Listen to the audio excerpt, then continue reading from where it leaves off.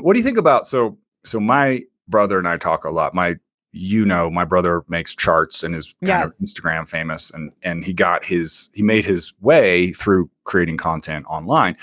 And one thing he saw when his first book came out was that he was doing exactly what he did online. It was almost all new stuff, but he couldn't sell any books to all of these people.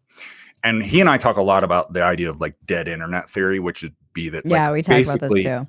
no one's actually engaging with the internet. It's just sort of happening around us. And I see that even with my stuff where like people will observe it and sometimes they'll tell me later, like, oh, I saw that thing you posted and I really like what you're doing. And I'm like, well, then hit the goddamn like button or something. So I know that it's happening.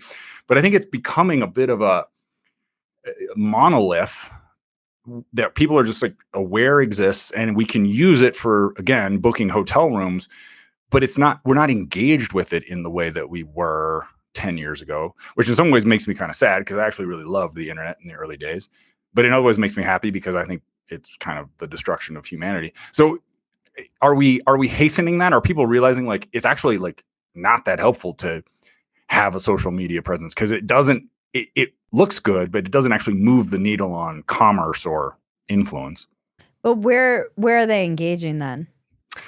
Well, I think people are actually getting more back to just being in person. I find that, in running a business, our Instagram and Facebook ads used to drive a lot more traffic. Now it's much more word of mouth. It's much more hanging up posters. It's putting stickers up. In some ways, the internet techno lords have convinced us to spend all of this time and energy creating content and spending on advertising, but it doesn't seem to work anymore.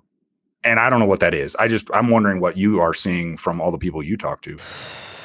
I have similar feelings about it. Like I'll go into the green room and everyone's like, "Oh, your clips, I love them. Like I use your stuff to figure out how to think about that."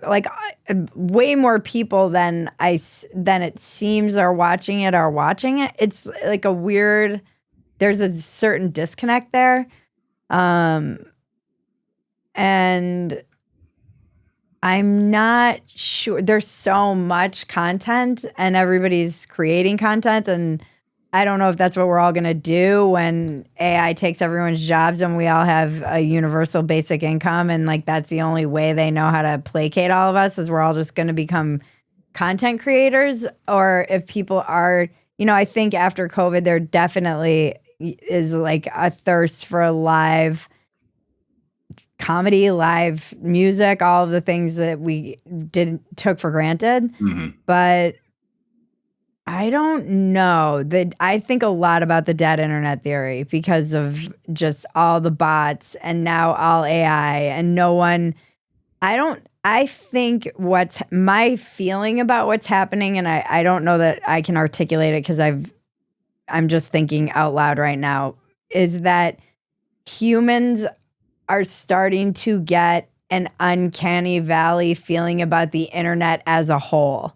So as it becomes populated with foreign agents running accounts and they don't know, like you said, humans like information. The internet used to give you information. Now people have no idea what's real. They don't know if it's the correct information. I think what's happening is people are naturally turning away from these places where they're not sure if they're going to send. Nobody likes to be embarrassed either. So people don't like sending things to their friend and then having their friend go, "That's fake. Like that's not real. You fell for that. You're a rube." So I think this is again a very new thought I've been having is with that uncanny valley thing is very real that humans have because it means something's dead. That's where it comes from. What is alive? That the uncanny valley is, I'm afraid of a thing that isn't human but looks human. Well, that's a corpse. Like that is anciently a corpse. The thing that looks human but isn't alive. And I think people are having that, like to your point, the internet might be dead, but I think the reaction to that is humans are having an uncanny valley feeling about the entire internet. And it's why micro communities are thriving. Like my Substack is amazing and people are all engaging. and places like Two Way, which are video and it's people talking, like Mark Halperin's site, that's booming and thriving. And I get recognized from that all the time lately, which is crazy. And more than even being on Rogan or something like that. So something's shifting. I don't know what it is. But I do get the sense that humans don't like being tricked, and they don't like being embarrassed, and they don't like feeling like a fool, and they don't like being confused. And that is pretty much all they're getting from the internet. And until these platforms realize that the AI stuff, like people, the most heartwarming thing is every time you see AI slop put out there, all the comments are just slop, AI garbage, unfollowed, slop, fuck you, AI. Like people hate it. They don't like it. So I don't know. I think until these platforms figure out how to deal with the truly foreign countries manipulating all the politics and all the people online and buying these bot farms, and until they realize that people don't really like the AI stuff, we're gonna be in this weird uncanny valley where everything feels a little bit, it feels the same way to me, like it's dead. And the internet as we know it is dead. There's no going back to that. So I'm just curious to see what thrives and what is replacing it out of that dead internet. Yeah, I think you're right that people are craving connection.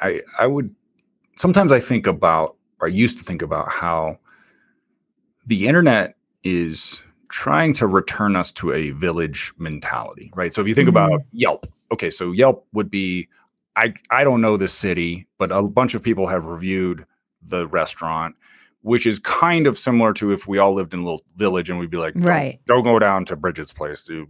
You're gonna poop a lot if you go there. Yeah, exactly. Right? And that some of, reputation building online is kind of that village mentality. Like we were trying for that, but now people realize just the enormity of it. And maybe that because we gave so many people the option to create, which is not wrong, it's just the natural way of things, that has caused people to understand just how big it is. Like when we were first on the internet, I think we were kind of like, oh, there's this place and there's a few creators, but mostly we're kind of consuming. But you turn everybody into a creator, and then the enormity of it becomes clear, and people don't love enormity. They want like a kind of village feel. So now maybe it is that the very nature, or the very thing that we thought was going to keep it going, like social media and making everybody be able to contribute, is what contributes to its downfall, because it becomes so clear that it's too big to just manage for our brains in some way. Because like you said,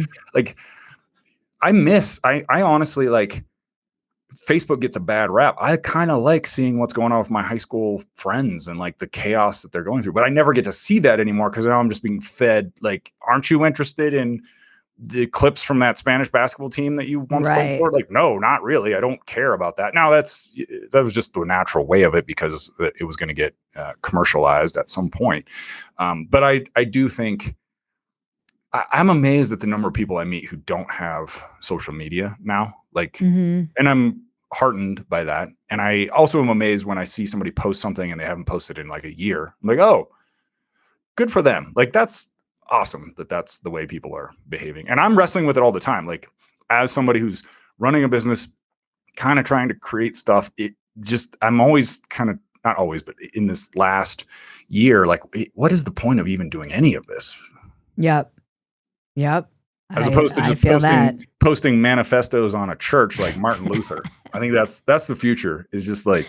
It's funny because as you said that, I was like, in my brain, when Maggie will kill me for this, but I was like, Uncle Ted was right. Like, my feeling is that there will be two communities of people, and some are just going to go full Luddite, and Uncle Ted will be their hero, and they'll be posting manifestos on trees. And then another group will figure out how to harness AI. They'll probably be uber wealthy. They'll be downloading their, consciousness into the cloud. Like those are the two paths I see diverging between us. And, we're basically gonna end up in Demolition Man. Like it's interesting that almost all post-apocalyptic movies, there's this sense of like kind of an unfinished utopia.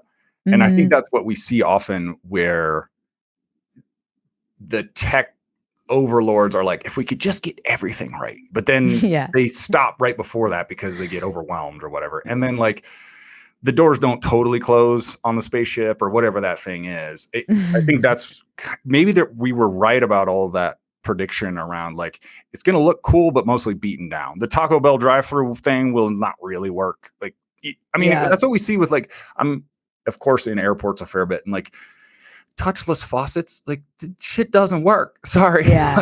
like that's the touchless faucet is kind of like a version of this future that is probably more realistic, where like it'd be great, but it doesn't actually work. So therefore, then there's a lot of us who are just like, fuck it, I'm just gonna go wash my hands in a basin. Like it's Yeah, 1860. exactly.